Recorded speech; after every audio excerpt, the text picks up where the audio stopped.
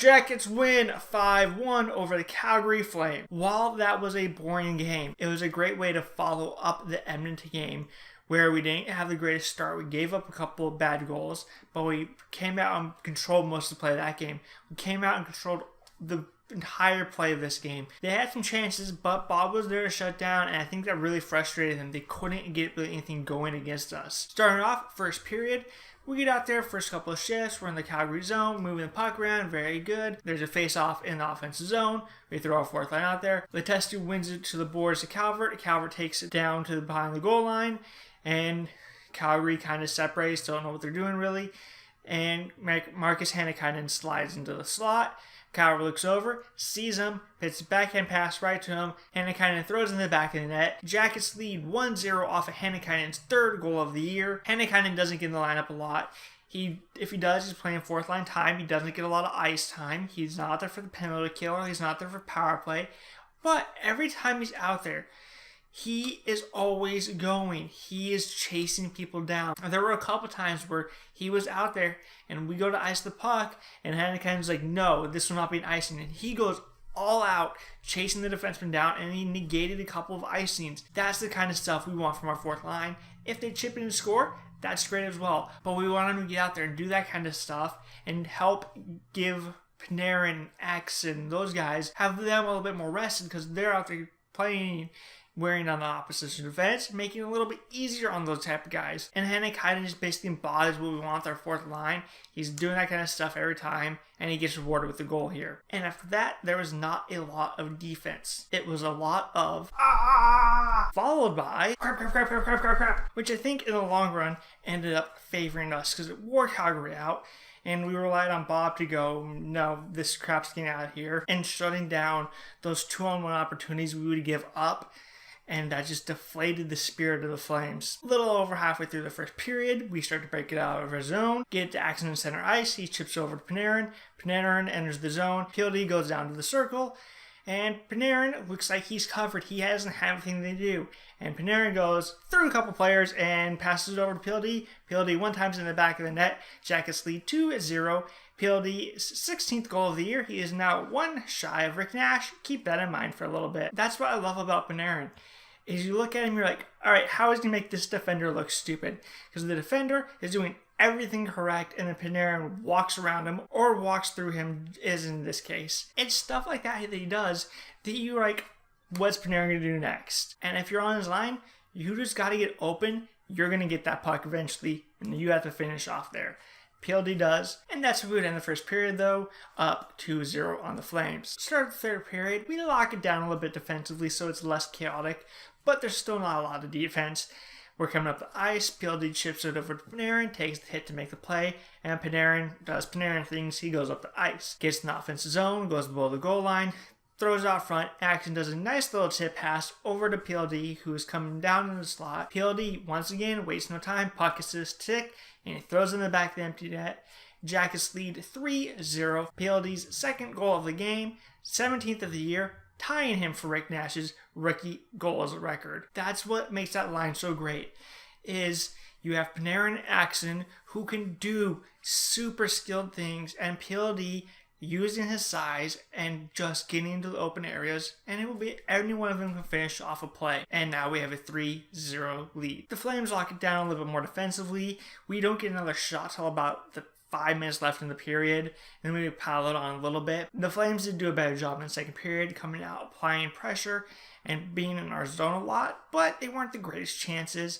We did a good job keeping it outside. If they would get shots, Bob would go, yeah, this crap is not getting in here. There were a couple of amazing saves, but for the most part, Bob's just playing like Bob. He's making the saves, but yeah, okay, he made an amazing save.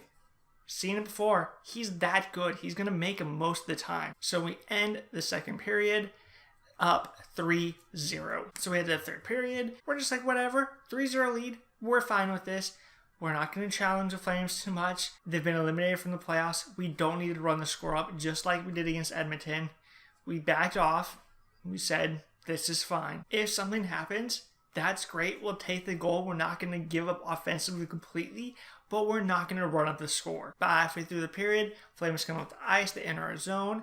They come up, they shoot the puck, and Murray, who had a great game, blocked a bunch of shots. He took a puck to the face. Luckily, it was in close and it wasn't too major, but he has a nice little scar right about here. Did what he had to do, blocked the shot. Vanek picks it up, he takes off out of the zone, and Nudie goes with him. It's a 2-on-1 as they enter the zone. A couple Flames guys have gotten back a little bit, but not enough to be into position. Vanek turns and faces Nudie, and he pits the pass over to Nudie. Nudie catches it, throws it at the empty net, and it goes in. Jackets lead 4-0. Nudie's 7th goal of the year. Fresh off his new contract. I'm so glad we had this guy locked up for 4 more years. And we lead 4-0. About 5 minutes left. We get a power play. We're up 4-0. Of course, doesn't like it when other teams throw their first power play unit out there when the score is out of control. So, good guy Torts is not going to do it to the Flames.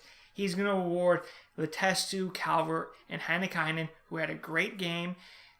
Give them a little bit extra ice time. Give them some power play time. They deserved it. The score's kind of out of control, so it doesn't matter if we score on the power play or not, because the power play sucks. So, most likely we're not going to score on it, but it also prevents a shorthanded goal from coming up, because they're really strong defensively. They get out there, they can't really do anything. Second unit comes out there. The Flames are coming up the ice with the puck, because shocker, power play is bad. They start to enter the zone, and Nudie does an amazing defensive play. It's not getting talked about a lot. He reaches up and pokes the puck off the stick of the Calgary Flames guy that was attacking. I mean, he could have walked into the zone, taken the shot, it beat Bob. They score a shorthanded goal. They're now within 3. But this little play that he does at our blue line, where he just goes, bing, no, you're not going to do that. Small little play, but that's a huge momentum for us. Because Borgström comes in, picks the puck up, looks up, sees he has Milano at the far line, goes, here you go, buddy. Great pass right on his tape. PLD drives into the zone. Milano steps into the zone, sends it over to PLD, who's driven the net. PLD catches it, throws it past Gillies for his first career hat trick, 3rd goal of the game, 18th of the year, passing Rick Nash for rookie's goals scored by a Jacket. And now we lead 5-0. Also, it's a power play goal, which is a nice little bit of extra momentum for the guys that normally don't see power play time, like Nudie or Hannikainen or Letestu. They all kind of contributed at this point. We're still doing our little no. We're not going to attack offensively. We're not going to run up the score on them. We don't need to do that. Just play smart defensively. If it happens, it happens. We're in our zone defending. Take a penalty. Go to the box. Matt Calvert. I don't like seeing Calvert takes penalties because he's such an important penalty kill for us. He's the last person I want us to take a penalty. Coming in the power play, the Calgary Flames are in our zone. They're moving the puck around really well. They get it out to the slot to Lazar. We kind of collapse in them. We don't really do a good job of communicating. Calvert gets out of the box. He tries to join the play as Lazar takes a shot. Bob makes a save. Rebound goes right to the side of the net where Chris Stewart is. He catches it. Throws it in the back of the net with 21 seconds left, ending Bob's shutout. Bob deserved the shutout. Bob played great for us when we weren't playing smart defensively and we were going up and down the ice. Bob was there making saves. He deserved the shutout. When we were in the second period and we had a bunch of defensive zone time, Bob made the saves. He deserved the shutout. But Chris Stewart ends it. And it really sucks for Hannikainen. For a guy who doesn't get a lot of ice time, we play the entire game great, have Bob making the saves. He scores the first goal. 20 seconds left. It looks like he's going to get the game winner, and that happens and it's taken away from him. It would have been nice to see Bob get the shutout. He deserved it, but it also would have been nice to see Hannikainen get the game-winning goal.